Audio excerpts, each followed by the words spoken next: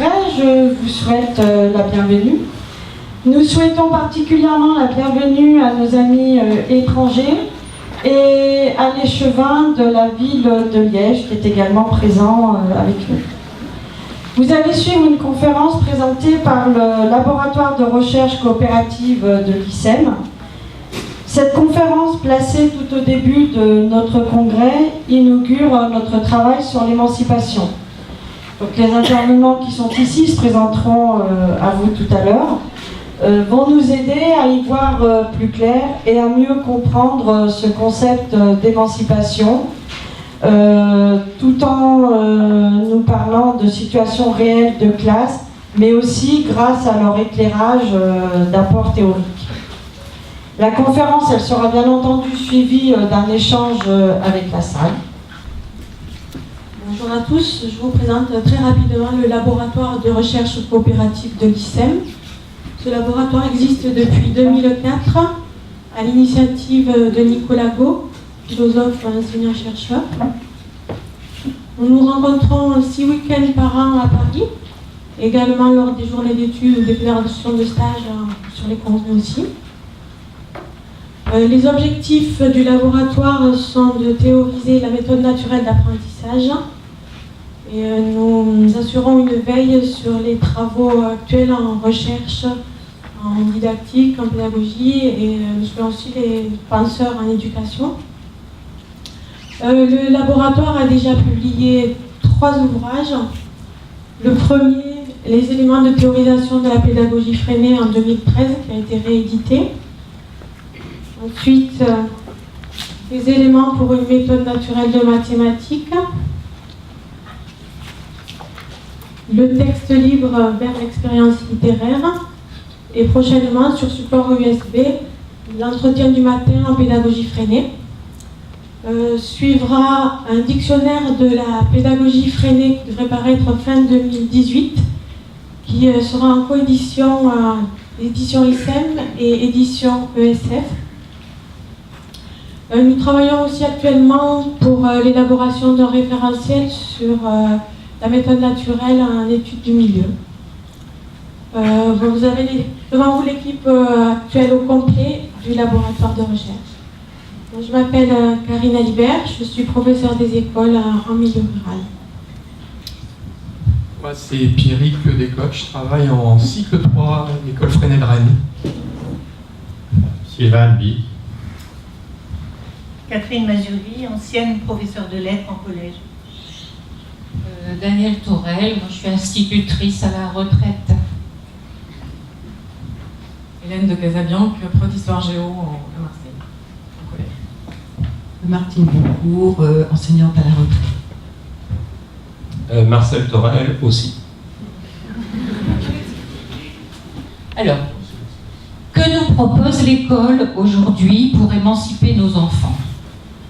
En premier lieu, bien sûr, elle nous propose l'acquisition de savoirs élaborés et la transmission de notre patrimoine culturel.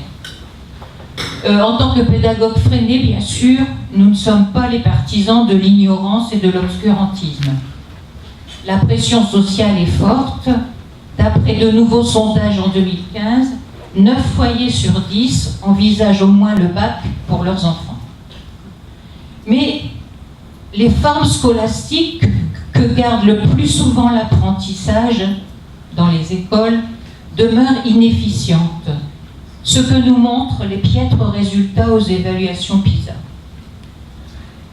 Et ces pratiques sont aussi inefficientes en termes d'émancipation.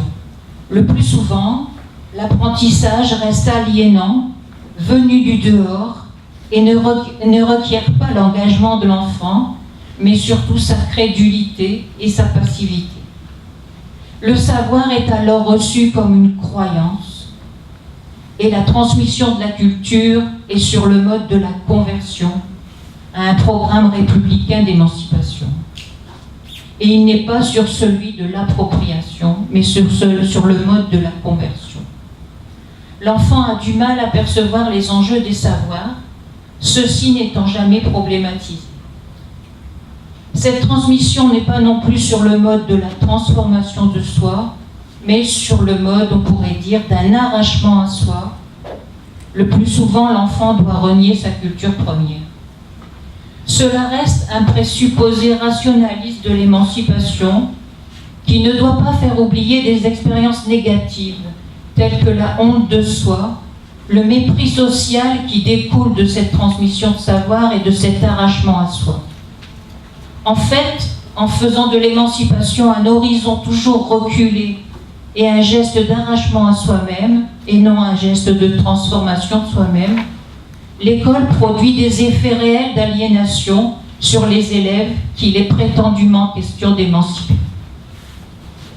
Alors, est-ce qu'il existe des pratiques éducatives qui permettent aux enfants de produire des savoirs qui ne soient pas aliénants? Des pratiques favorisant une transformation continue de soi, une émancipation continue de soi, et non un arrachement à soi? Je donne la parole maintenant à Sylvain.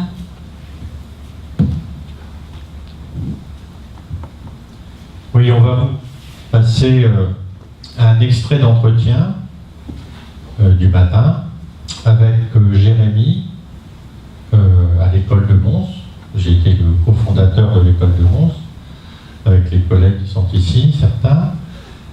Jérémy, on a choisi l'entretien, ce qu'on appelle les fanions de Jérémy, parce que Jérémy est un élève très fragile et très en difficulté.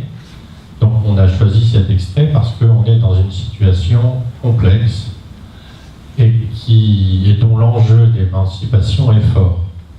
Il y aura 4 temps à peu près sur cet entretien. Un premier temps où Jérémy expose, et il y a des nécessités pour cet élève-là particulier, qui a des grosses difficultés, à ce qu'il y ait des relances du professeur, ce qui permet d'avoir une vision première de la première action du professeur dans ce cadre-là. Un deuxième temps de discussion, d'appropriation et une aide à l'émancipation. Un troisième temps d'élargissement et de construction de savoir avant une conclusion vers un avenir communicatif de l'entretien. Donc je laisse dérouler le temps 1 de l'entretien.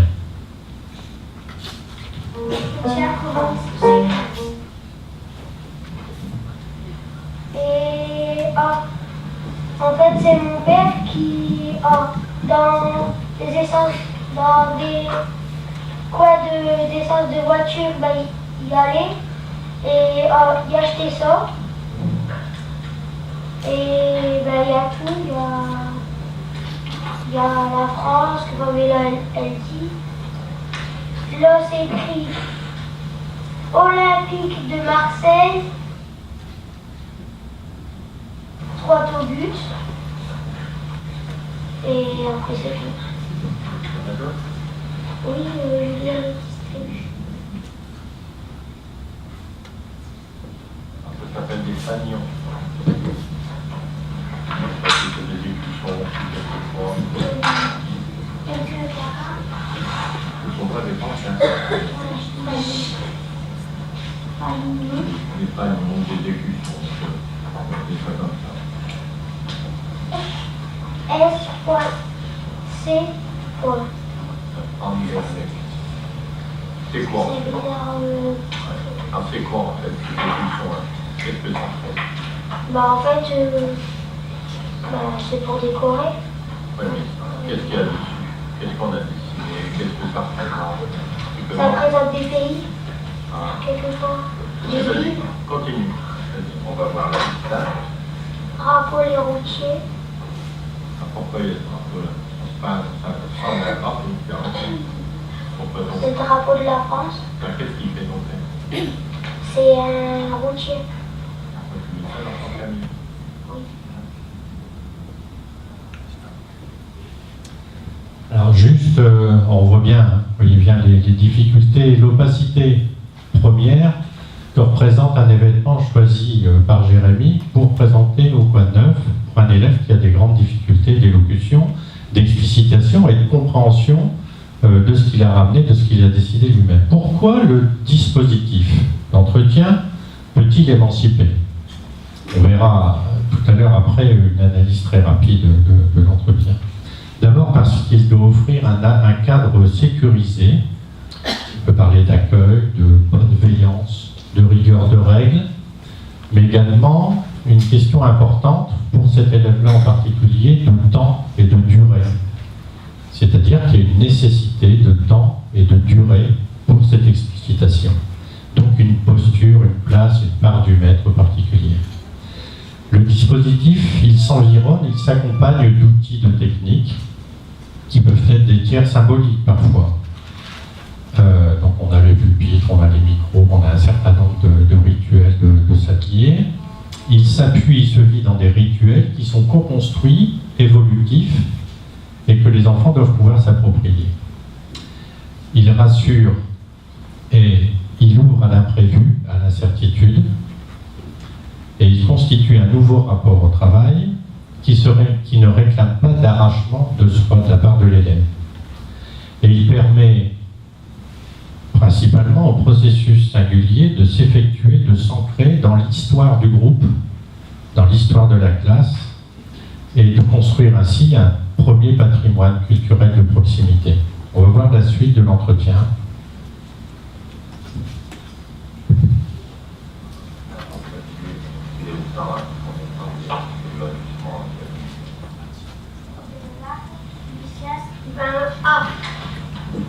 Dans celui-là que tu as dit, Olympique de Marseille, et ça, c'est le drapeau de Marseille, c'est OM. Il y a aussi la Belgique qui avait, et il y avait aussi la France. L'association, il y en a qui pensent que c'est des noms de villes, d'autres qui pensent que ce sont des noms de pays. Moi, je pense que c'est des noms d'équipes de foot, parce que moi, mon père, il y en a un, et les supporters de Lens, il y en a un avec Lens. Tout à fait. Donc ce sont des fanions, des opusons, l'équipe de l'école. Alors après, ce que tu peux chercher, c'est de quel pays ça vient. Par exemple, Anderlecht, c'est Belgique, Hollande, pour regarder. Milan. Est-ce que quelqu'un sait où se trouve Milan? En Italie. C'est bon. Benfica. Je connais, je dis David. C'est au Portugal. Au Portugal, David, portugais. C'est quoi? Marseille. Je montre Marseille, David. C'est L'Olympique de Marseille. AC. Non, Dynamo de Kiev. En Kiev. Oui. C'est en Ukraine. Ah, très bien. Comment tu sais ça? Parce qu'il y a une copine à ma soeur qui vient chaque année en France et puis en fait, on en a parlé, on en parle en ce moment, on a parlé en ce moment d'information qui voilà. Donc je donnerai à Jérémy une carte de l'Europe. C'est rapporté ça pour la zone. Donc ce sont des fans d'équipe de foot.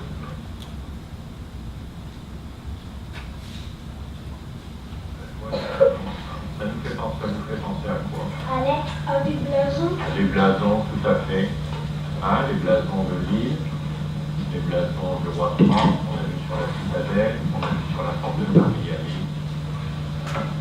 Donc c'est un peu comme des blasons, c'est-à-dire que c'est un peu comme une signature. Un blason, c'était une signature, ça permettait de reconnaître le roi, le seigneur. La ville, on va parler de blason de ville. Tu te souviens, le blason de la ville de Lille, c'est quoi? C'est une feuille à trois pétales et Blanche.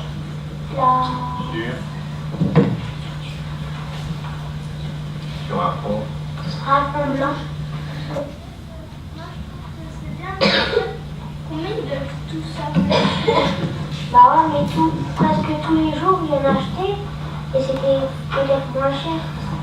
Peut-être 1 franc, peut-être. Je sais pas. Où est-ce qu'il les achète? Dans une station d'essence.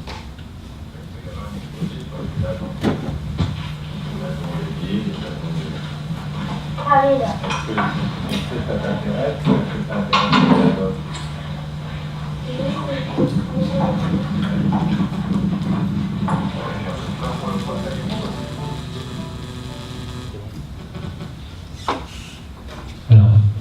parler rapidement. Alors, j'ai bien compris que c'est un entretien particulier où il y a eu une aide, un accompagnement très fort qui n'existe pas forcément dans les autres ateliers.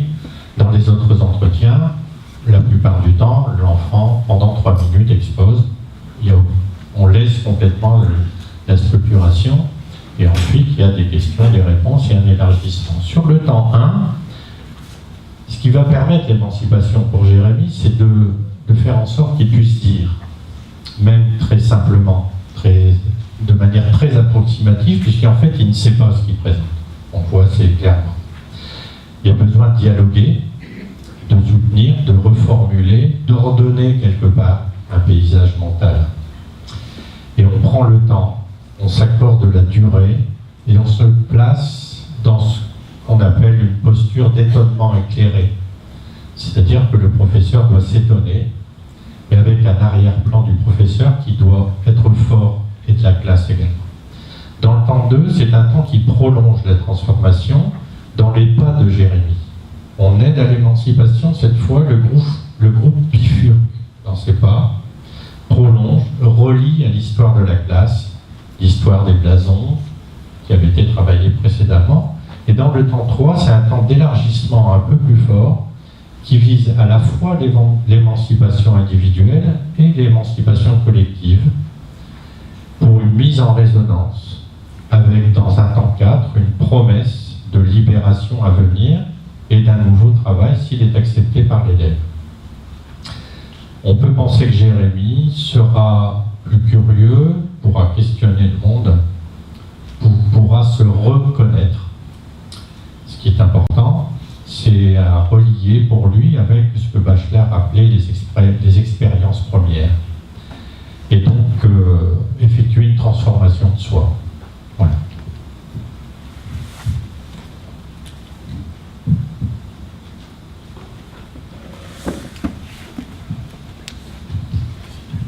Alors, en même temps, l'école a pour projet l'acquisition de l'autonomie et la formation de l'esprit critique.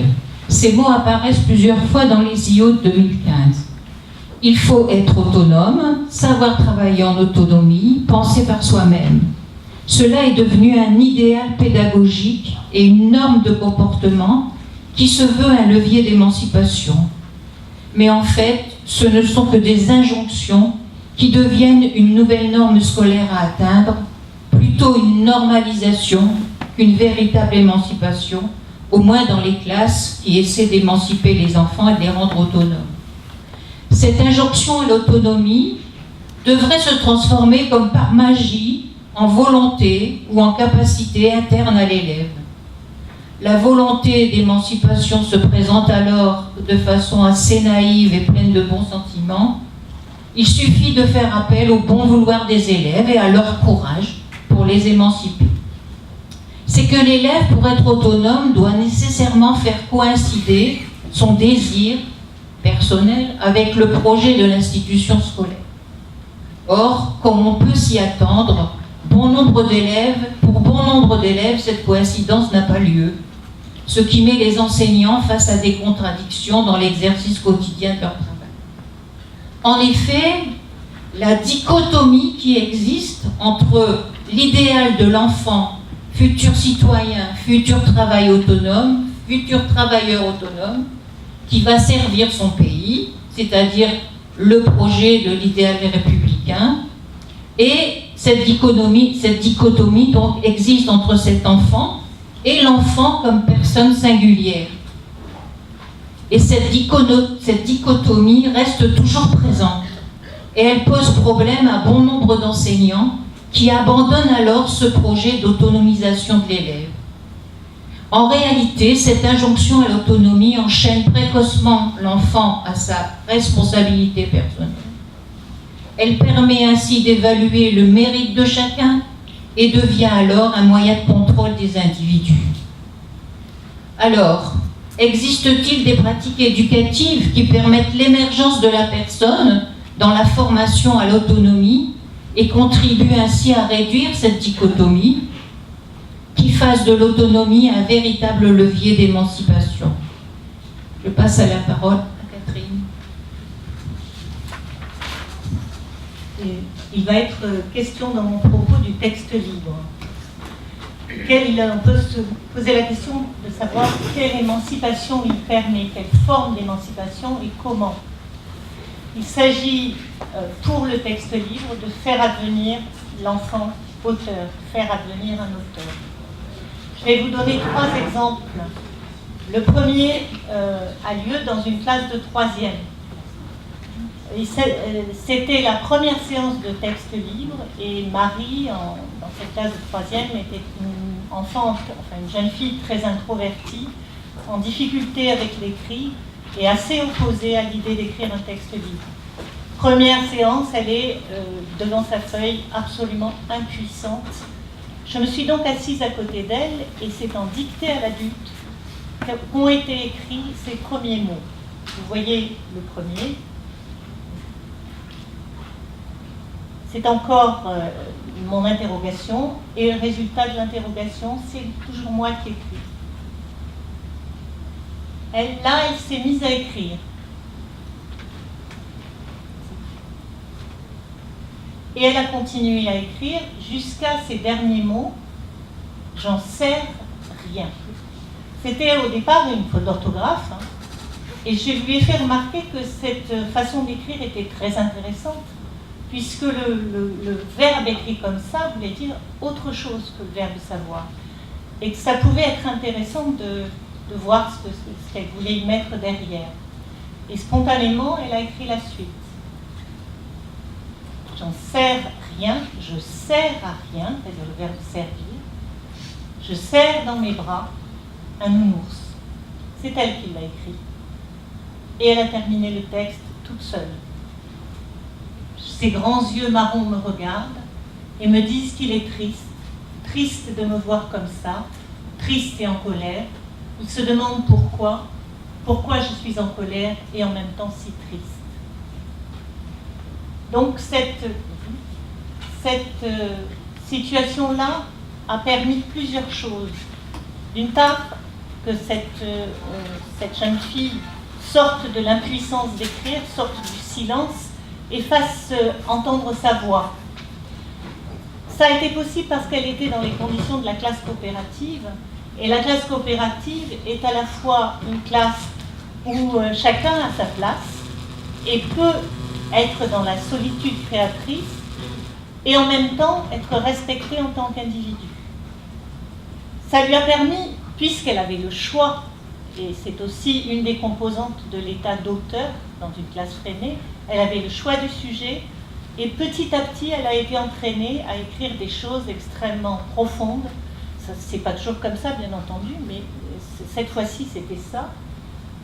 Et enfin, elle a fait l'expérience de la dignité, puisque d'une part, elle a réussi à écrire quelque chose, et d'autre part, son texte était promis à un avenir communicatif, et donc, elle était reconnue comme auteur.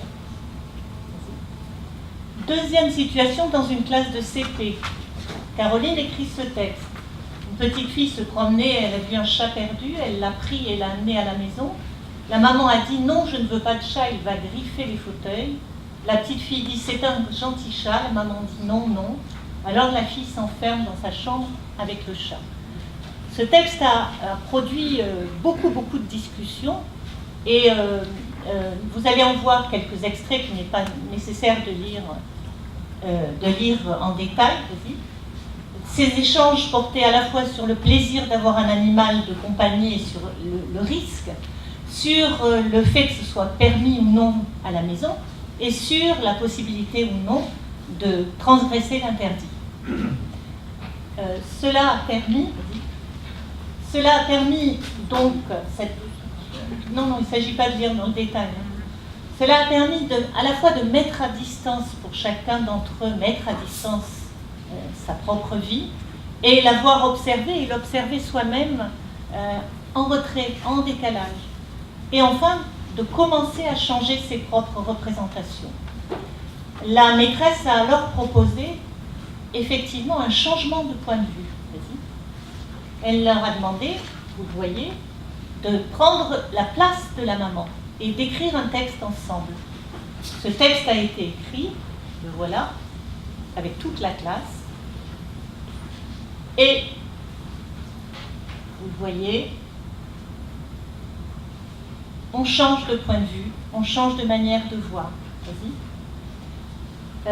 Il s'agit là, cette discussion, le travail commun, a permis que chacun se laisse affecter, se laisse altérer, on dit, par l'opinion des autres, par le point de vue des autres. Et cela a permis aussi de construire une culture de classe.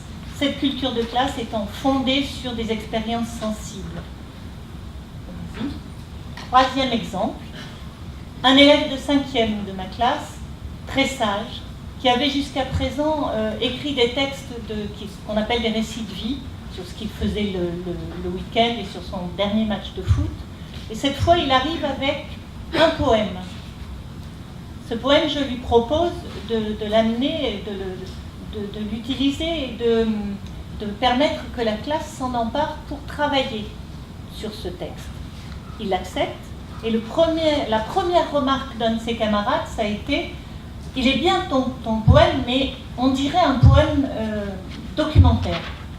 Donc s'en est suivi toute une discussion sur ce que c'est que la poésie, que je n'ai pas là, et nous avons écrit ensemble, rajouté des choses ensemble qui, acceptées par son auteur, ont donné le texte suivant. Donc vous voyez, là encore, l'importance, on a vu l'importance des adjectifs dans ces géantes ailes et de la place des adjectifs, l'importance du rythme, des répétitions, tout ça, ça a été discuté, pesé et finalement accepté par son auteur, évidemment, puisque c'est bien Nassélène qui signe et qui se reconnaît dans ce texte à la fin du travail. Qu'est-ce qui s'est passé? Plusieurs choses. Vas-y. D'une part, la classe a transformé le texte pour lui donner plus de force, tout en respectant l'intention première de son auteur, même si cette intention n'était pas tout à fait manifeste, elle était plutôt à l'état latent. Ici, vous avez peut-être eu le temps de lire le texte, et il y a tout quelque chose sur la disparition, sur la fuite du temps, etc. Ensuite, ça a permis aussi de transformer les représentations de l'acte d'écrire, notamment de l'acte d'écrire de la poésie. Et enfin, ça a permis aussi, dans la mesure où ce texte, évidemment, ce travail sur le texte a été suivi, précédé de lectures de toutes sortes de textes, d'auteurs enfants, d'auteurs adultes, ça a permis de se plonger dans la culture avec un autre regard, c'est-à-dire c'est non pas une culture qu'on regarde de l'extérieur d'une façon très scolastique, très artificielle, mais une culture dans laquelle on se reconnaît puisque ce sont les mêmes thèmes qui sont décrits, puisque ce sont les mêmes procédés qui sont utilisés. Et c'est en cela que nous essayons, grâce au texte libre, de faire advenir un auteur.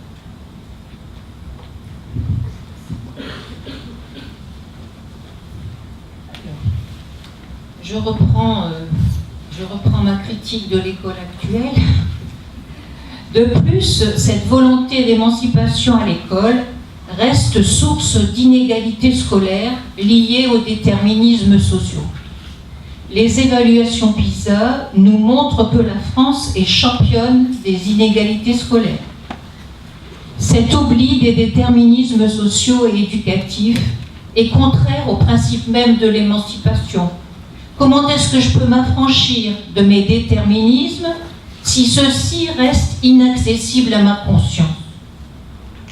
Pour les rendre accessibles à ma conscience, apprendre à penser par soi-même à partir de ce que le maître me donne à penser ne suffit pas. Mais s'autoriser à penser à partir de soi, avec les autres, ce qui est différent d'apprendre à penser par soi-même, s'autoriser à penser à partir de soi avec les autres, voilà ce qui serait vraiment émancipateur. Certes, les problèmes de violence à l'école ne sont pas dus qu'aux pratiques éducatives, mais de cette façon, elles y contribuent. Comment est-ce que je peux me transformer si je ne peux pas penser à partir de ce que je suis? de jeunes, d'ailleurs, qui ne trouvent pas à l'école cette construction de soi, vont la chercher ailleurs, dans d'autres fantasmes, et en particulier dans des fantasmes guerriers que vous connaissez bien. Alors, existe-t-il des pratiques éducatives qui autorisent à penser à partir de soi, qui permettent d'agir à sa propre libération et qui permettent de se réapproprier les conditions de son affirmation, telles que la fierté d'être parfois ce que l'on nous reproche d'être et de faire l'expérience de la dignité? Je passe la parole à Hélène. Ah, c'est Marcel, pardon. Bien. Rien à dire sur cet oubli de la part. Mais on en reparlera à la maison. Alors, je suis chargé de vous parler de mathématiques, et s'il y a un domaine où l'émancipation se fait extrêmement rare, c'est bien le domaine des mathématiques. C'est un des rares domaines où même des enseignants peuvent dire « je suis nul en maths ». Vous l'avez déjà entendu. Ou même le mot mathématique va provoquer grimaces et soupirs. Il y a tellement de contraintes en mathématiques, d'axiomes, de théorèmes, de démonstrations, etc., qu'on peut se demander, à juste titre, comment on peut s'en émanciper. Eh bien, c'est ce défi que relève la méthode naturelle de mathématiques. Alors, comme vous avez vu que nos exposés sont basés sur des exemples de classe, je vais vous montrer ici un exemple d'une toute petite recherche toute simple d'un élève qui s'appelle Yasser, qui s'appelle Y, donc, puisque je voulais cacher son nom. Et c'est un élève extrêmement difficile, il ne sait pas faire les choses originales, il est toujours en compétition avec les autres, et son père me racontait même que même en voiture, il n'acceptait pas d'être doublé par d'autres. Et il avait quelques problèmes d'originalité, tout ça. Et un jour, il s'est attaqué à la division. Bon. Alors, le cheminement qu'il a choisi est assez curieux.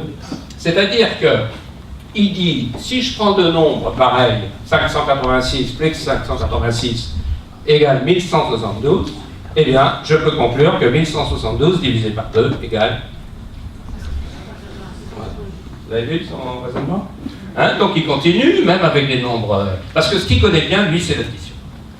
Et 210 plus 210 égale 421, donc 421 divisé par 2 égale 210,5. 999 plus 999 égale 1998, donc 1998 divisé par 2 égale 999.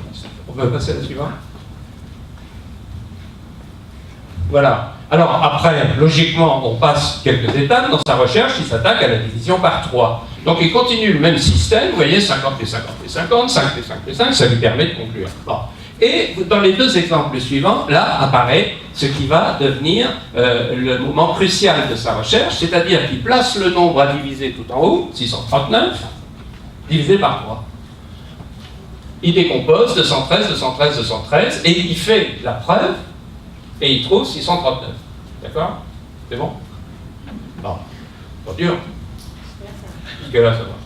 9369, 3123 plus 3123 plus 3123 égale 9360. Alors, dans la diapo suivante, on va voir un peu... voilà. Alors, il continue la division par 4, alors il est très prudent. Et puis, il y a un petit texte là que j'ai réécrit au-dessus. Il écrit à son correspondant pour lui expliquer comment il fait. Et il dit, il faut prendre des bons nombres. Vous voyez? Il faut prendre des bons nombres. C'est-à-dire que tous les nombres ne sont pas bons pour lui. Et il continue, on peut avancer. Voilà. Et on a passé tous les tâtonnements entre deux, hein, ça dure pas mal de temps. Et je vous livre ici la fin, si vous voulez. C'est-à-dire qu'évidemment, le but, c'était de prendre n'importe quel nombre et de le diviser par un nombre d'un chiffre. Hein, pour ne pas exagérer non plus. Et il a mis au point cette technique, 6743. Alors, quand vous décomposez, vous avez 5 fois 1000, ça fait donc 5000. Et puis, vous retenez 1, ça fait 17 centaines qui décompose. Vous retenez 2, ça fait 24 dizaines qui décompose. Vous retenez 4, ça fait 5 fois 8 unités. Et maintenant, il additionne 6740. Ôté de 6743, il reste 3. Vous voyez? Et puis, il met au point cette technique qui a été très reprise par la classe, et au lieu d'avoir une potence comme on fait habituellement, bah, vous avez simplement un trait, puisque répéter 5 fois le même nombre, ça devient fastidieux, et donc il ne fait que... C'est super, hein? Enfin, moi, je me suis encore ému. Et donc, cette technique, tu peux passer, a été reprise par la classe. Vous voyez? Et donc, ils s'entraînent après avec d'autres choses, tu peux passer encore si tu veux. Voilà. Et puis ici, on voit d'autres enfants qui s'approprient sa technique. Il y en a d'autres qui utilisent un peu la potence, mais d'autres qui continuent quand même sans la formule raccourcie. Bon. Alors, qu'est-ce que ça nous montre, cette recherche qui est très très simple, hein? D'abord, c'est qu'un exemple parmi des centaines d'exemples qu'on a eus dans cette école, des centaines d'exemples de fabrication d'opérations sans nombre, de création d'ensembles numériques sans nombre, de création de techniques de tracés de parallèles ou de perpendiculaires qu'on n'avait jamais vues. Des calculs de pourcentage à l'aide de listes, il faudrait voir ça. Et extrêmement correct sur le plan mathématique, bien entendu. Alors, qu'est-ce qui s'est passé avec tous ces élèves-là? Bon, alors, je ne reviens pas sur ce qu'a dit Daniel tout à l'heure, c'est-à-dire victime. Hein, c'est une école en REP, hein, donc avec des enfants de milieux extrêmement précaires et où les déterminismes sociaux sont implacables. Et de recherche en recherche, les enfants ont créé ce qu'on appelle un patrimoine culturel de proximité, mais ce qui crée surtout, ce sont des savoirs vivants. Puisqu'on connaît les auteurs, ça vient s'ajouter aux productions des autres classes, et ça s'oppose évidemment au savoir mort que nous enseigne la scolastique, c'est-à-dire des savoirs qu'on va essayer de comprendre, qu'on va essayer de s'approprier, et souvent avec une part d'échec monumentale. Bon. Alors, qu'est-ce qu'il faut comme condition pour que ça marche? Tout à l'heure, on a parlé d'un groupe coopératif, aidant, questionnant, problématisant, critiquant, et il nous faut aussi un professeur. Depuis tout à l'heure, on n'en a pas parlé, mais si on veut des enfants émancipés, il faudrait peut-être avoir des professeurs émancipés. C'est-à-dire des gens qui vont avoir des audaces, qui vont oser. Parce que si vous n'osez pas, vos élèves ne vont pas oser non plus. Alors, osons. Mais pour oser, facile à dire, mais il faut aussi que nous revisitions notre culture mathématique, si petite soit-elle, ou que l'on s'en crée une, parce que l'école nous a fourvoyés dans cet enseignement. Et c'est pour ça que c'est devenu le jeu de la sélection par les mathématiques. Et au lieu de l'ouvrir à tous, comme la pédagogie freinée le fait pour l'enseignement du français, comme on l'a vu, pour l'enseignement et pour l'étude du milieu, comme on va le voir par la suite, eh bien, la pédagogie freinée a mis en place ce que Célestin Freinet appelle la méthode naturelle d'enseignement. Et par cette méthode, eh bien, on va développer quoi? On va développer la puissance de pensée de nos élèves. On va dépenser, excusez-moi, on va créer et on va développer leur puissance d'agir, et on va développer surtout, comme disait Freinet, leur puissance de vie. Parce que s'il y a eu un professeur émancipé, c'est bien Célestin Freinet. Merci de votre attention.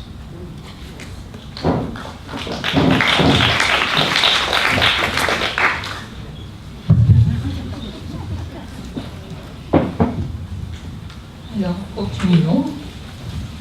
Et ce qui entretient la soumission aussi à l'école n'est pas que l'ignorance de ces aliénations, mais l'école, en ne demandant souvent que passivité et crédulité, entretient aussi le doute sur sa capacité à faire changer les choses et de construire un autre monde.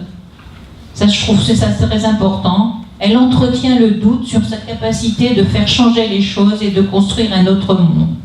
Certes, il y a des tentatives de dispositifs d'organisation démocratique dans certaines classes, quelques conseils d'enfants, qui sont le plus souvent mis en place pour régler des problèmes sécuritaires et pour assurer la discipline. Ce n'est que bien peu souvent que les élèves peuvent véritablement agir sur leur milieu à l'école. On pourrait dire que les enfants pratiquent une expérimentation de la démocratie, mais qu'ils n'en font pas l'expérience. De plus, ces dispositifs d'organisation démocratique ne sont pas souvent corrélés à de nouvelles manières d'enseigner, d'apprendre plus démocratiques. Donc, ils ne peuvent avoir aucun impact sur l'organisation du travail ou l'élaboration de projets qui pourraient réellement transformer le milieu scolaire de l'élève et son rapport au savoir. Alors, existe-t-il des pratiques éducatives qui permettent une expérience continue de la démocratie, aussi bien dans les apprentissages que dans les pratiques sociales qui organisent ces apprentissages, qui permettent d'imaginer d'autres formes de démocratie et qui permettraient d'avoir une confiance rationnelle en sa capacité de changer le monde. Je vais donner la parole cette fois-ci à Hélène. Donc moi je vais développer un exemple autour de l'étude du milieu. L'étude du milieu qui n'est pas une pratique exclusivement freinée ni de l'école moderne, puisqu'elle est finalement demandée dans les instructions officielles. Si on regarde les programmes, encore les derniers, on demande de travailler, notamment au cycle 3, sur, au moins jusqu'au CM2, sur l'environnement local. Donc l'étude du milieu envisagée traditionnellement comme l'espace proche, c'est-à-dire l'espace qui entoure l'enfant. Les pratiques qu'on a aujourd'hui, on a deux grands types de pratiques. Les pratiques en classe, donc il s'agit de travailler en classe à partir de ce qui entoure l'école ou le collège. Quelques exemples dans ma spécialité, donc en histoire, on peut travailler par exemple à partir d'un site historique local ou d'un site préhistorique. On a quand même beaucoup d'écoles et de collèges qui en ont pas loin. En géographie, on peut travailler à partir de documents, de plans, de photographies, de cartes qui concernent l'espace proche. On est dans une démarche dans laquelle le professeur choisit ses études de cas dans l'espace proche et apporte lui-même des documents qui permettent de travailler à l'échelle locale. On est donc dans une démarche de pédagogie active. La deuxième possibilité, ce qui se fait aussi, c'est de sortir dans cet espace proche, sortir de la classe. L'enseignant peut organiser une sortie qui se cantonne à une visite. Dans ce cas, souvent la classe reste relativement passive. La sortie peut prendre la forme d'une illustration du cours, peut-être encore plus passif pour les élèves. Quelque chose a été étudié en classe et on va vérifier ou voir sur le terrain une illustration. Bien sûr, la classe promenade, donc qui n'est pas nouvelle, qui existe qui est prônée depuis le début du XXe siècle et pas seulement par Freinet. Donc où il s'agit d'aller explorer l'environnement. Mais cette classe promenade, il y a mille et une façons de la mener. Et on peut donc s'interroger sur à quel moment est-ce que cette sortie est forcément émancipatrice. Est-ce que cette façon de pratiquer l'étude du milieu est forcément émancipatrice. Donc pour cela, je vous propose de se mettre d'accord sur quelques idées. Qu'est-ce que ça veut dire émanciper quand on travaille en étude du milieu? Donc on peut considérer que émanciper, c'est permettre à l'élève de maîtriser, d'avoir une maîtrise sur son milieu. Pour cela, il faut lui donner accès à la connaissance de ce milieu, mais aussi lui fournir des outils qui vont lui donner les moyens de découvrir, mais aussi d'interroger ses connaissances et ses représentations, de se questionner sur ce milieu, de problématiser et de lui permettre au final de construire des connaissances. Ce qui me semble intéressant, c'est d'aller un petit peu au-delà de ce milieu au sens d'environnement proche, d'environnement local, et de s'intéresser à un milieu qui serait un milieu sensible. Il s'agit donc de travailler de permettre à l'enfant de travailler sur ce qui le touche d'une façon sensible. Donc moi je vais prendre des exemples essentiellement en histoire et géographie, mais on peut toucher à plusieurs domaines en travaillant de cette façon-là. Il s'agit donc de permettre à l'enfant de travailler sur ce qui est autour de lui sensiblement. Ça peut être par exemple ses proches, sa famille, ce qu'il est, ce qu'il a construit. Par exemple, un enfant qui va s'intéresser au métier de son oncle, qui est pompier ou qui est boulanger, va pouvoir donc entrer dans des domaines de connaissances variés. Il peut aussi tout simplement avoir rencontré quelque chose qui l'intriguait et faire une recherche à partir de ça. Pour ce qui concerne l'histoire et la géographie, je voudrais vous présenter donc une pratique qui me semble riche dans ce domaine, qui est l'enquête familiale. Donc vous voyez bien par son nom ce que j'entends par là. Il s'agit donc de permettre à l'enfant d'enquêter sur l'histoire de sa famille ou sur d'autres aspects de sa famille qui vont amener à des connaissances de type géographique.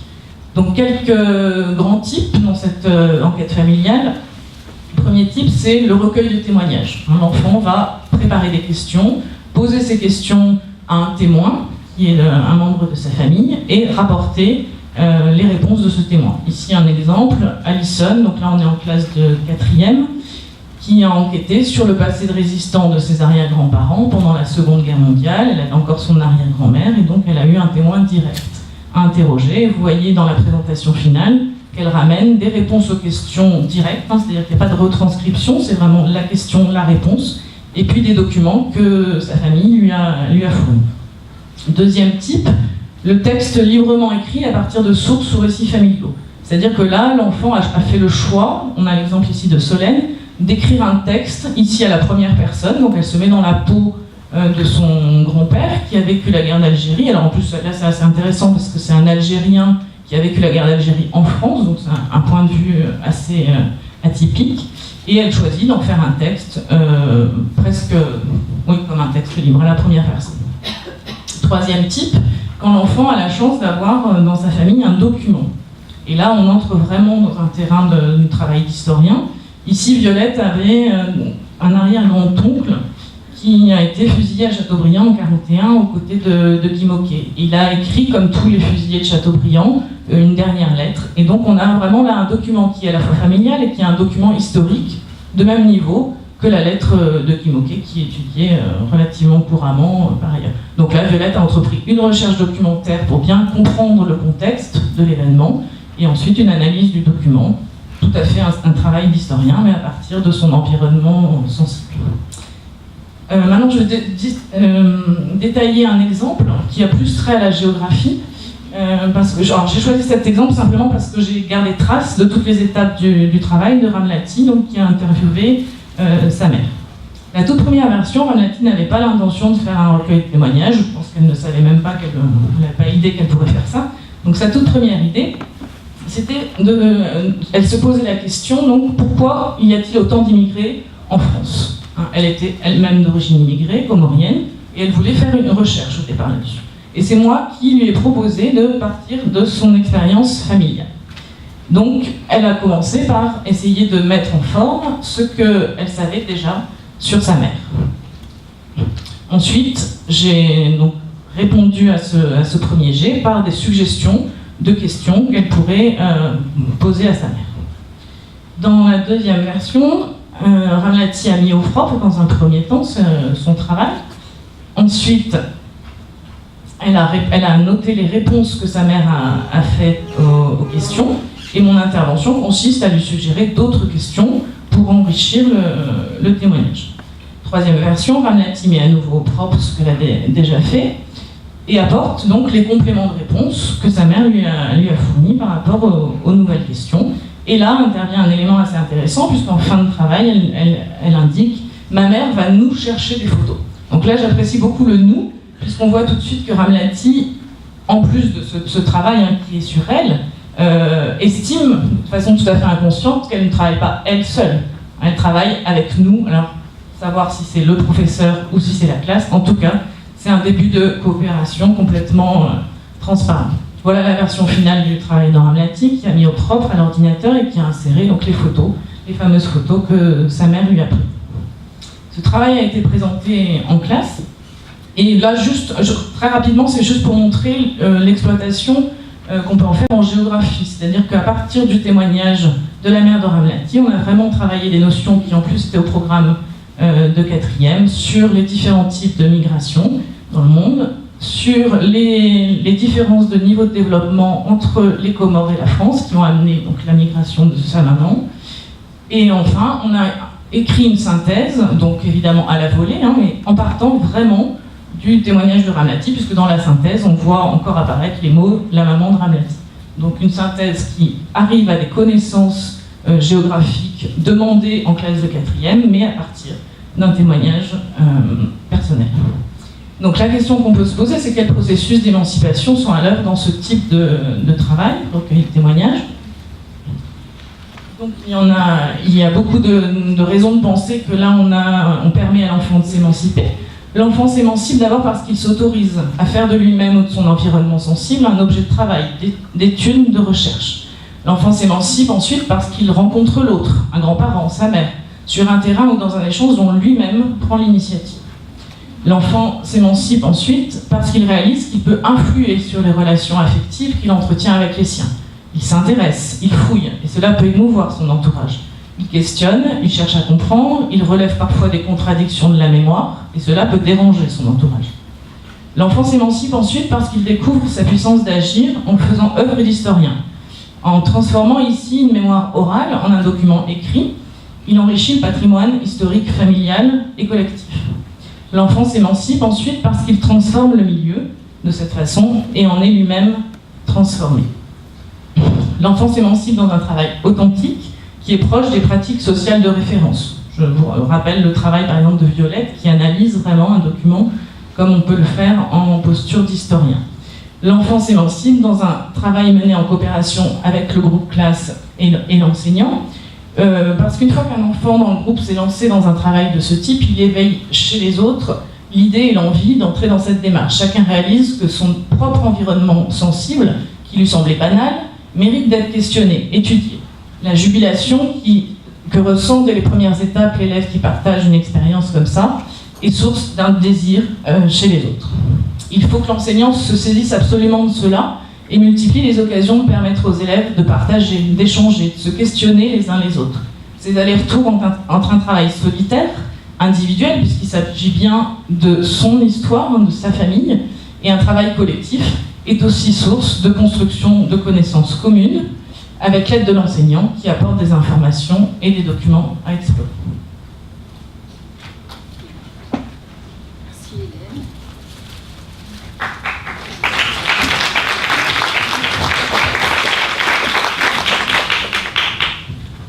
On va continuer. Alors, en troisième lieu, l'école peine à lutter contre de nouvelles aliénations que sont les nouvelles formes culturelles, numériques et médiatiques. Et ces formes sont le plus souvent des formes régressives.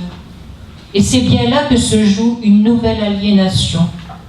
Il s'établit une collusion entre ce qu'on pourrait appeler des fixations psychiques et les intérêts commerciaux, les tendances naturelles au voyeurisme, à la veulerie, à l'exhibitionnisme, au fantasme de puissance, à la curiosité primaire, aux idées simples et toutes faites, à la paresse intellectuelle, à la pulsion consommatrice, à la fascination pour la violence.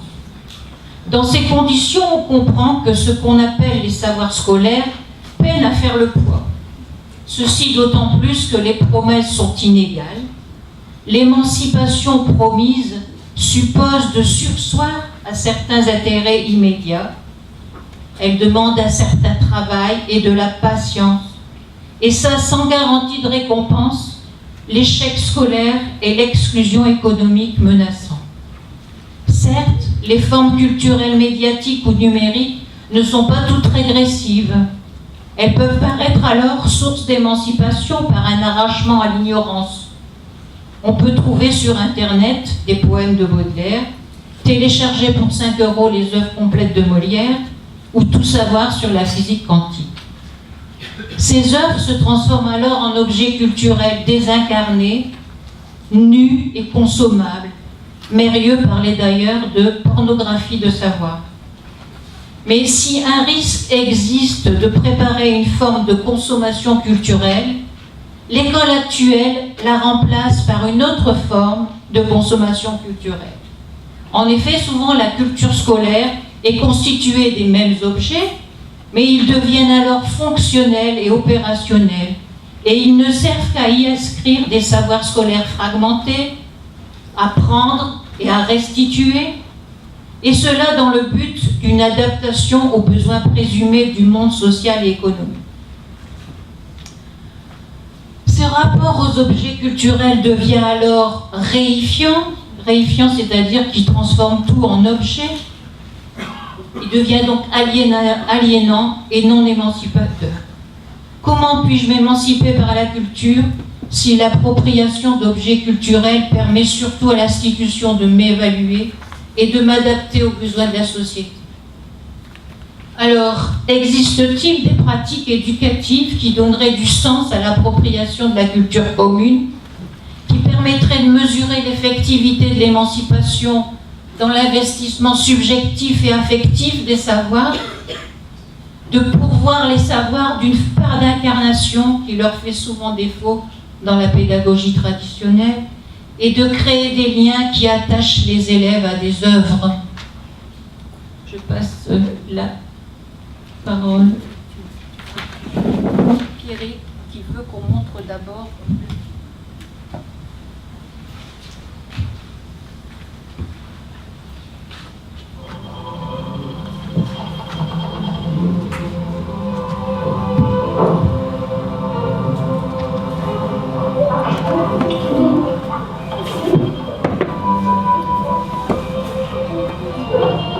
Le public, s'il vous plaît. On les aide.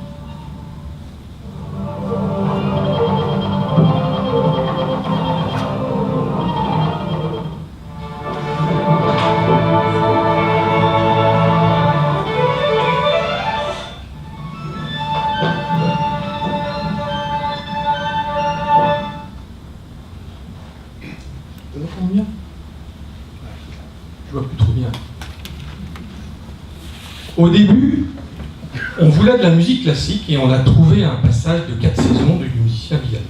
Alors on a fait une création qui ressemble à de la danse classique. J'ai montré une technique à Louis, je ne voulais pas de la sienne.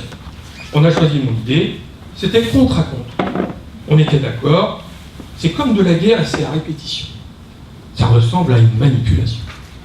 C'est ainsi qu'Elif a rédigé son commentaire d'une séquence du film, là, inséré dans le journal numérique de la classe. Nous ne sommes pas là dans un projet d'école initié par l'enseignant avec intervenants professionnels. Bien, mais ça nous éloigne bien souvent de la méthode naturelle. Simplement une création voulue et concertée par ces deux enfants, avec une intention qui s'est visiblement précisée en cours de préparation. Ici, aucune dépendance vis-à-vis du professeur. C'était leur projet, bien affirmé. Je n'ai fait que mettre à disposition la musique dans le style qu'ils demandaient. Et ils étaient bien les premiers qui sollicitaient ce répertoire musical. Ils n'attendaient pas non plus que je dirige la manœuvre, en apportant l'essentiel. Je n'ai fait que 2 passages pendant le temps de création de cette danse, considérant que le degré d'investissement des 2 enfants et son caractère de nouveauté pour la classe n'appelaient pas de remarques ou de suggestions particulières de ma part. Vous aurez remarqué que j'interviens dans cette séquence pour appeler le groupe à aider Elif et Louis. En l'occurrence, il s'agissait autant de permettre aux 2 enfants de rester concentrés sur leur création qu'au reste du groupe d'investir avec sérieux la situation, de céder en quelque sorte à entrer lui aussi dans la danse.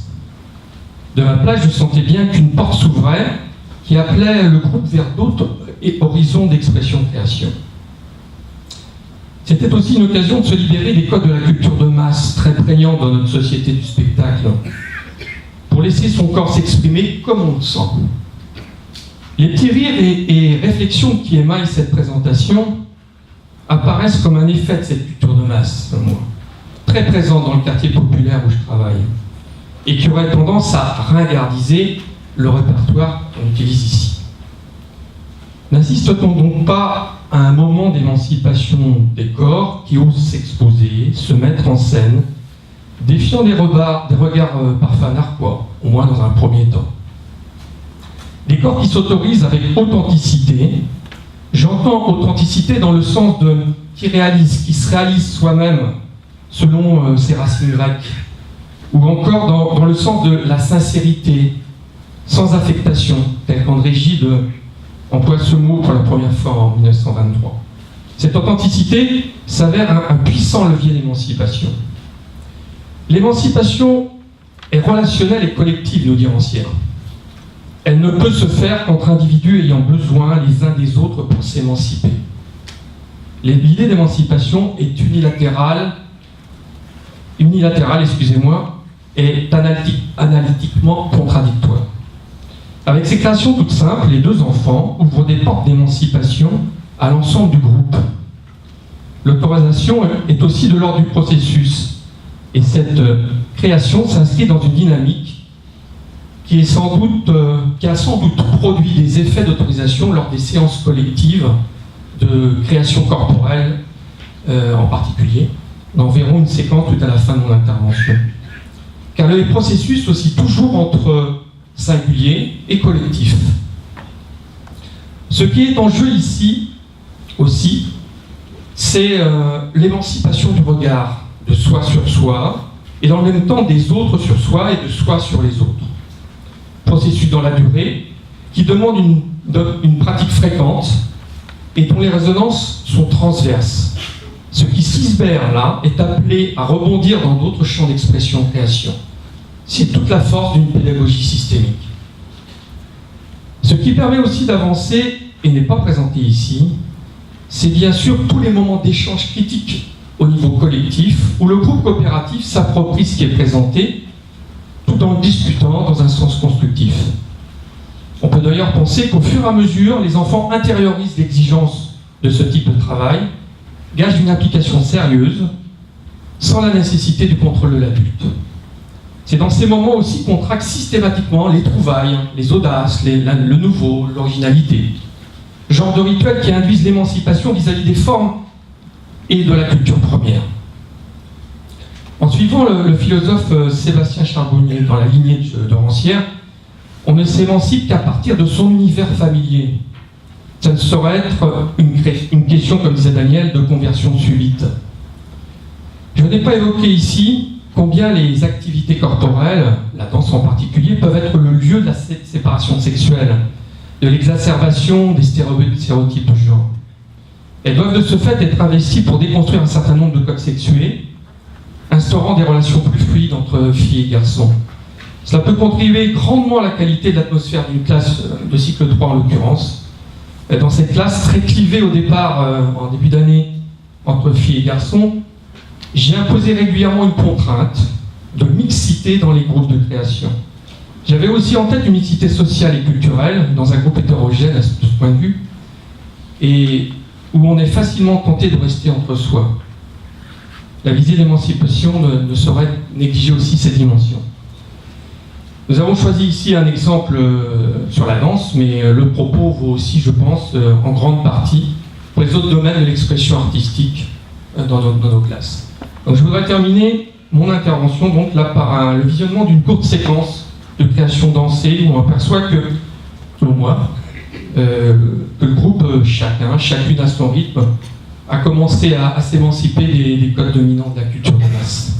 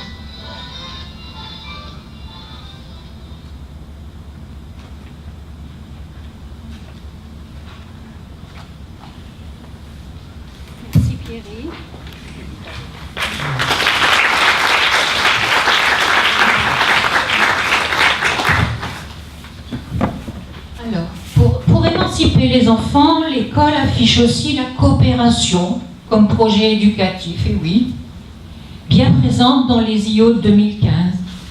Mais souvent, la coopération dans les classes qui essaient de la pratiquer se résume à aider, s'entraider, le plus souvent pour faire des exercices. Quand tu as fini ton travail, tu peux aller aider les autres. Ou se résume aussi au travail par groupe. Ces dispositifs relèvent plutôt de la collaboration. Je m'adjoins à l'aide de quelqu'un pour réaliser mon projet. Et on sait combien se faire aider peut être parfois aliénant, puisque cette aide se pratique généralement par l'explication. L'explication est plus souvent sclérosante qu'émancipatrice. La coopération est bien autre chose. Dans la coopération, je consens à être transformé par l'autre. Je m'associe à l'autre pour créer une œuvre commune. L'enjeu de la coopération, c'est la création. La création d'œuvres singulières, la création de connaissances. Elle est la création d'un art de vivre ensemble dans le travail. Alors, existe-t-il des pratiques éducatives qui permettent la mise en place d'une véritable coopération émancipatrice, aussi bien dans l'acquisition des savoirs que dans l'organisation de la classe? Une élaboration coopérative des savoirs qui transforme vraiment le rapport au savoir, qui fasse retrouver aux élèves une puissance affective émancipatrice, une puissance affective dans le sens de retrouver le plaisir d'être affecté par les autres et d'affecter les autres. Je passe la parole à Martine. Je vais vous lire un extrait d'un conseil qui a eu lieu le 28 septembre. Julien, président. Je donne la parole à Rebecca. Rebecca. Je voudrais dire que Steve, il n'arrête pas de prendre mes affaires sur ma table, ça me gêne. Président. Quoi par exemple? Rebecca. Il fouille dans ma trousse et il pique mes stylos, mes ciseaux et tout ça. Président. Tu as la parole. C'est vrai ce que dit Steve, tu as la parole. C'est vrai ce que dit Rebecca? Steve. Oui, mais c'est parce que j'en ai besoin, mais après, je les remets. Président. Rebecca, c'est vrai? Il les remet? Rebecca. Oui. Président. Alors de quoi tu te plains? Rebecca. Mais c'est mes affaires. Il n'a pas le droit à y toucher comme ça. Président. Je vais prendre la parole. Hamdi. Je suis d'accord avec Rebecca. Moi aussi, j'aime pas qu'on prenne mes affaires comme ça sans rien dire. D'autres témoignages d'enfants vont dans le même sens. Président. Qu'est-ce que tu demandes, Rebecca? Rebecca. Je pourrais lui demander qu'il arrête, mais pourquoi il arrêterait? Donc, j'aimerais qu'on fasse une règle. Président. Qu'est-ce que tu proposes comme règle? Rebecca. Qu'on ne touche pas aux affaires des autres. Amandine. Ça va pas. Parce que si moi, je suis d'accord pour qu'elle prenne mes crayons, par exemple, elle désigne sa voisine, elle peut plus s'il y a la règle. Delphine. Donc, on pourrait ajouter, si on veut pas. Thomas. Mais dit comme ça fait bébé. Je dirais plutôt sans qu'on leur donne la permission. La maîtresse. Ou plus simple, sans leur permission. Président. On vote pour la règle. On ne touche pas aux affaires des autres sans leur permission. Qui est pour?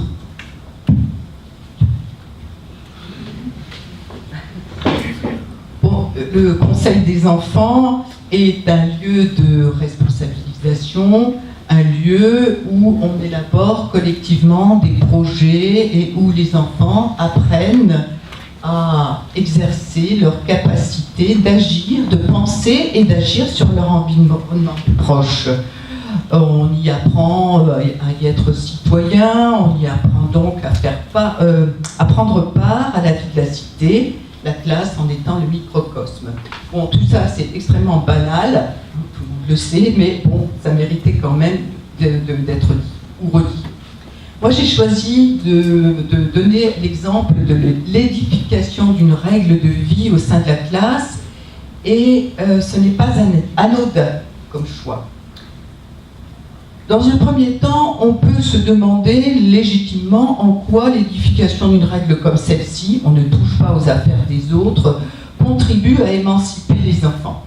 Alors, on peut se dire que débarrasser des petites tracasseries qui encombrent la vie des enfants, et des adultes aussi d'ailleurs, eh bien peut-être qu'ils seront alors plus à même de s'investir dans un travail vrai, un travail plus intéressant. On peut le penser. Oui, pourquoi pas. On peut penser aussi que les objets des enfants font partie intégrante de leur personne. On le voit bien, leur petit sac à l'école maternelle, etc. Donc, il y aurait là une demande implicite de respect de la personne, ce qui va d'ailleurs complètement avec l'éthique de la pédagogie freinée. Plus intéressant, me semble-t-il, on peut voir dans l'édification collective, dans un groupe contenant, après discussion sur l'intérêt et les tâtonnements sur la formulation pour faire sérieux, hein, comme dit Thomas, on peut voir là une façon pour les enfants de prendre conscience de la force du groupe et de sa puissance créative. Et là, on rejoint ce que Jacques Rancière dit, c'est ce que tu disais toi-même, c'est-à-dire que l'éducation à l'émancipation, ça ne peut être qu'un acte collectif qui engage autant le maître que les élèves, c'est-à-dire qu'elle doit être dégagée d'un rapport de domination du sachant sur l'ignorant. Et de fait, lorsque l'enseignant est dégagé de la possession de, par exemple ici, de cette règle ne lui appartient pas, il n'en est que le garant, et lorsque on contrevient à cette règle, ce n'est pas à lui qu'on s'adresse, mais c'est à toute la classe. Plus important encore, me semble-t-il, plus important, pour moi en tout cas, c'est que cette règle a été édifiée à partir d'une situation vraie, d'une situation vécue par les enfants. Pourquoi ? La règle, on le sait bien, fixe un cadre. En soi, a priori, elle est le contraire d'une libération, donc d'une émancipation. Mais elle est aussi, comme disent les psychanalystes, ce qui nous permet d'entrer dans l'humanité. On entre dans l'humanité par la règle, mais pas sous n'importe quelle condition. Il faut absolument qu'il y ait, pour l'individu, la possibilité d'être libre, d'une certaine dose de liberté. Alors, lorsque la liberté ne se manifeste que dans la possibilité de transgresser la règle, on n'est pas dans l'émancipation. Sinon, et on le saurait, les délinquants seraient des gens foncièrement émancipés. Alors, où réside cette liberté ? On le voit ici, cette liberté réside surtout dans le fait de la créer soi-même et en groupe, notamment lorsqu'elle représente une réponse à des situations qui nous empêchent de travailler et de nous entendre. Les enfants apprennent progressivement à voir l'intérêt de la règle, son bien fondé, et non pas, ou non plus seulement son aspect coercitif. La règle ici se présente sous la forme d'une protection contre la barbarie, y compris celle qui nous habite individuellement sous la forme de nos pulsions archaïques. On n'oubliera pas non plus, donc je vais citer la Fernand Henry qui dit que la règle, c'est la condition de la liberté et du désir. On n'oubliera pas non plus que l'autonomie, l'autonomie, c'est pas l'émancipation. Ce sont quand même deux concepts qui sont assez proches. L'étymologie de l'autonomie, c'est autonomos, sa propre règle. L'émancipation n'est effective que si, je cite toujours Charbonnière, que tu as cité tout à l'heure, Pierrick, que si elle peut se transposer ailleurs, si en quelque sorte elle se transfère de l'école vers le hors de l'école, quoi. Alors là, je vais me référer à la dimension réflexive de l'émancipation. C'est un concept que j'ai emprunté au philosophe François Galichet. Qu'est-ce que c'est que cette dimension réflexive? Eh bien, c'est un regard autre qu'on peut porter sur soi, un regard distancié sur soi, sur son univers familier. Pour problématiser sa propre vie, il faut pouvoir la mettre à distance et ébranler les convictions sur lesquelles reposait jusqu'alors l'existence vécue.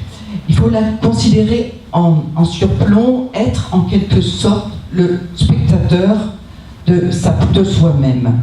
Mais cette distanciation ne peut se faire qu'en entrant dans un autre ordre dont on accepte les règles.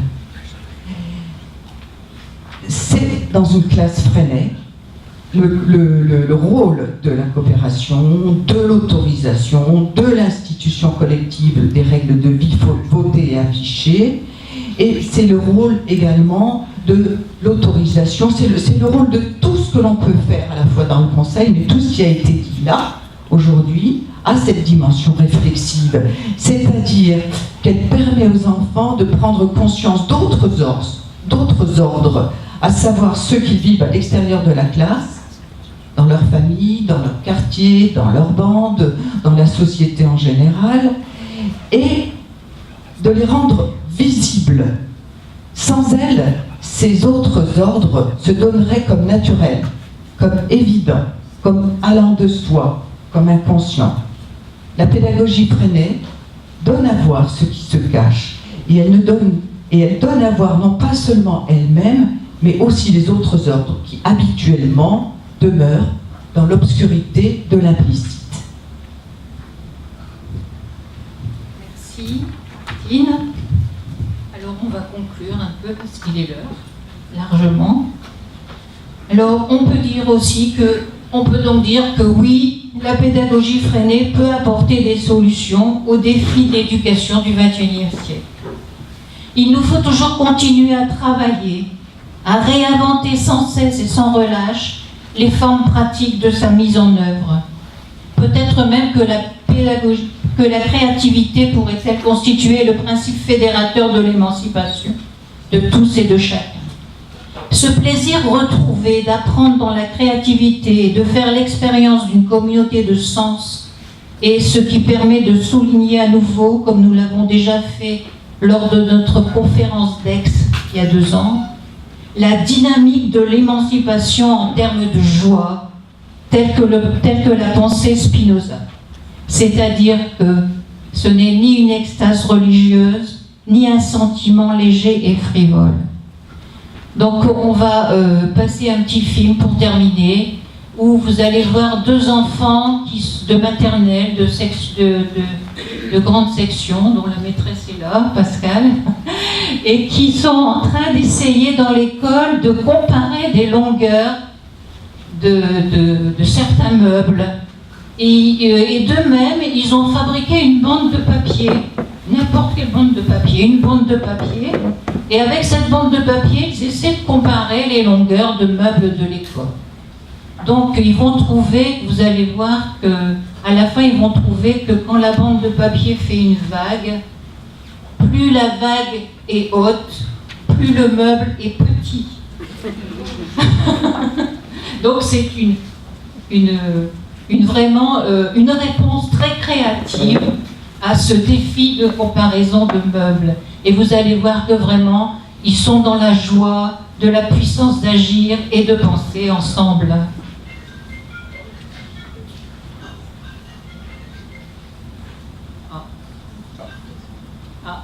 Attendez, je ne me trompe pas, c'est pas celle-là. La voilà. Il veut pas. Ah si.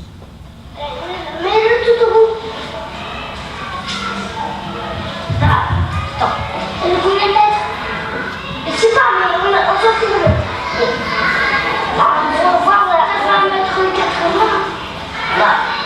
Donc là, le papier, il est un tout petit peu petit. Est-ce qu'il y a ta boîte à ton côté?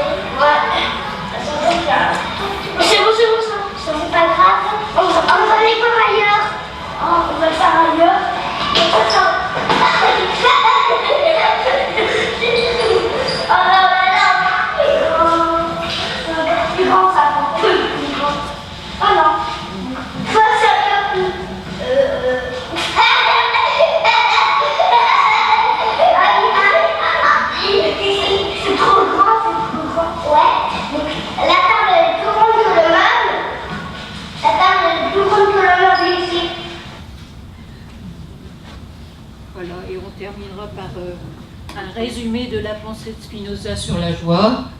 La recherche du vrai bien et la permanence de la joie d'être et d'agir, de la joie comme augmentation de la force d'exister. La voie qui y conduit passe par la critique de toutes les formes de servitude, les passions tristes, les désirs passifs, la superstition religieuse et l'autoritarisme politique.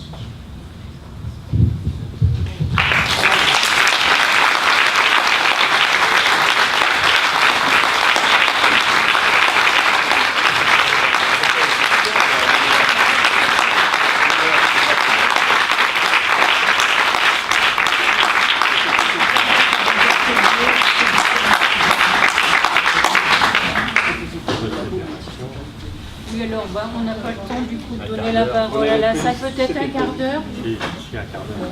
Un quart d'heure, vous dites? Le repas est peut-être à quelle heure?